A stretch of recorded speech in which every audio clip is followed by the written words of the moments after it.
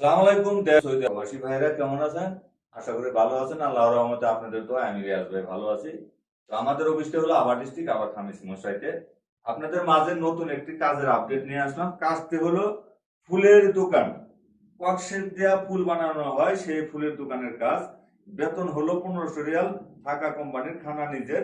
সপ্তাহে একদিন ছুটি আছে, ডিউটি হলো 12 ঘন্টা।